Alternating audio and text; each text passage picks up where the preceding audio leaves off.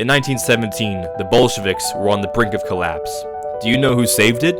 It was the Latvian riflemen, a group of soldiers whose ethnicity made up less than 1% of Russia's population. They defended Lenin and the revolution when no one else would. By 1918, Latvians made a staggering 54% of Czech's commissars, the Soviet secret police. But there are no conspiracies about the Latvian Bolshevism. Instead, right-wing grifter idiots started spreading the idea that the Jews were behind the Bolshevik revolution. It's not just wrong, it's a deliberate distortion. Take a look at this tweet made by the liar Orthodox Canonist where he says, "I just found out that a majority of Bolshevik commissars spoke Yiddish as an inside language. But why?" But that's actually impossible. In the Bolshevik government, there was only one Jew out of 17, that being Trotsky, who was later purged from the party. This idiot posted a picture of a Jewish school in Ukraine with some Yiddish text, as if other minorities didn't have their own language too. You can show Arabic script in some Central Asian school. Does that mean the Bolsheviks are now Muslim? In the 20th century, the Russian Empire was educationally backward. By 1897, only 24% of the population above the age 9 could read.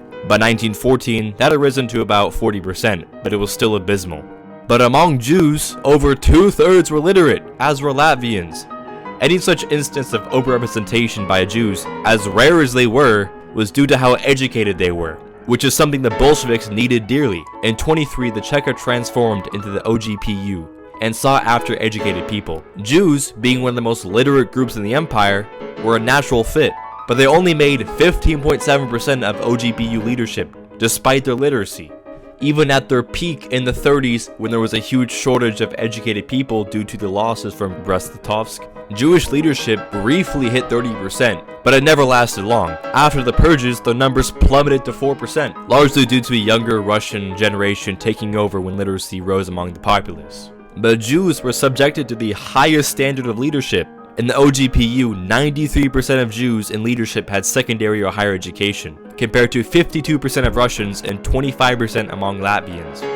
That means it was way harder for Jews to attain leadership positions, and had to be exceptionally better compared to other groups. So back to this tweet. This sock puppet is intentionally vague when he mentions Bolshevik commissars. They usually mean the government and the party, but from 17 to 23, among the Central Committee, the highest power in the Bolshevik party, only 17% of them were Jews. Looking at the broader Soviet elite, only 6% of them were Jews.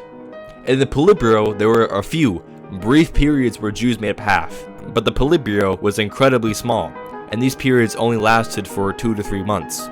But after 1928, Jewish membership in the Politburo never cracked over 10%. In 1922, a grand total of 5% of the Bolshevik party were Jews. Meanwhile, 6 other ethnic groups were more overrepresented than Jews. Germans, Ossetians, and especially the Baltic peoples like Latvians were much more prominent. Jews did have a strong urban presence. Jews made up over 40% of the urban population in the Western Russian Empire. Educated, urban people were much more likely to join political movements. But even then, the Bolshevik party was the least popular party among Jews. In fact, Jews on average were way more involved in the Menshevik faction than the Bolsheviks were. At the Menshevik convention, 30% of the Menshevik delegates were Jewish, while the Bolsheviks only had 10%.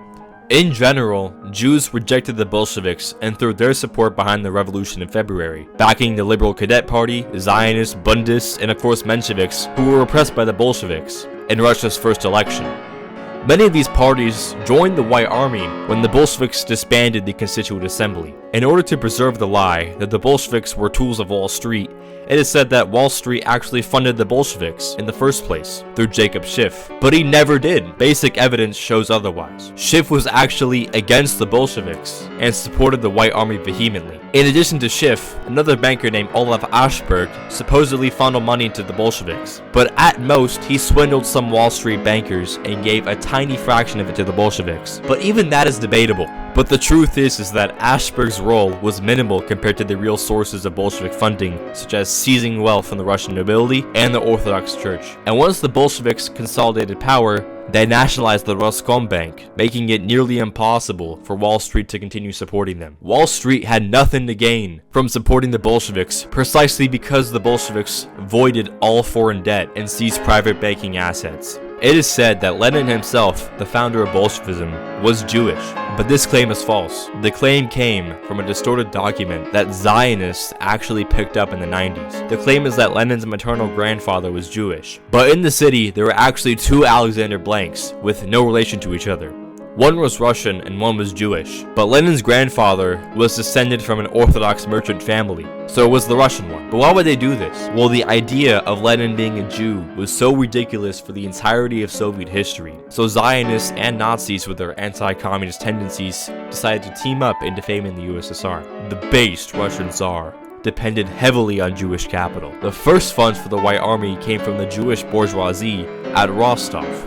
Jewish organizations in Ufa and Tomsk donated huge sums to the White Army in millions of rubles. In addition, the Entente powers, supposedly run by the Jews, actually sent troops to crush the Bolsheviks. So which one is it? Look at this tweet made by Pillsbury Doughboy, Gentile News Network, claiming that the USSR was the first government to pass anti-Semitism laws. Here, Stalin said that active anti-Semites were liable for the death penalty. What did he mean by active, though? He meant pogromists like Makhno and anarchists, for example, who killed Jews en masse and not simply not liking Jews. Claims that the Jews were behind Bolshevism completely ignores basic facts. Jewish representation in the Soviet government plummeted after the purges, which should have buried this stupid meme forever, but it never stopped Nazi liars from continuing to knowingly lie and claim otherwise.